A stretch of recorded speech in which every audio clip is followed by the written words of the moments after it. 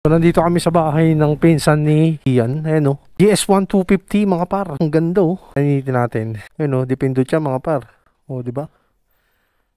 Ganda. Tapos push button. Ganda mga par. Solid. Ayan o. BMW. Napakaganda. Tapos Lambretta 300. Tapos Vespa 300 no. Gaganda ng motor ng pinsan ni Ian mga par. Solid GS adventure bike. Oh. Solid. Ang gamit ni Ian is R90. So nandito sa labas yung R90. Ayan oh. Wow, ganda mga par. Ayan oh. R90 BMW. Wow. Ang ganda ng exhaust niya.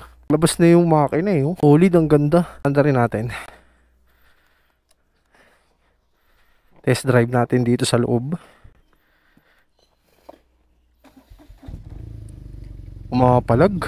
Ganda. Oh. Ganda ng handling niya mga par. Solid.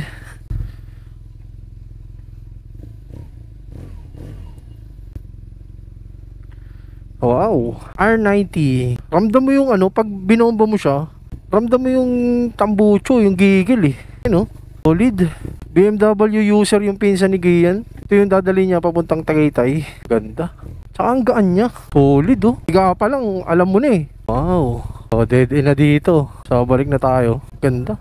Ganda talaga pag may big bike ka. Yun lang talaga ang kagandahan sa big bike. Hindi ka mag-expressway. Ano, pag binomba mo. Oh? Oh? Parang tutorpit yung tagiliran mo eh. All goods. Sarap gamitin talaga ng mga big bike mga par. Syempre marami na rin tayong nahawakang big bike na nagamit. May Harley Davidson, may Versys CB650R. Ayan, solid. Ganda, nice. Ganda mga par. Hay no. Ayan yung tambucho nyo. Parang lilipad ka eh pag pinigam mo siya ng ganun. Ayun lang mga par. Ganda ng ganitong R90. Let's go.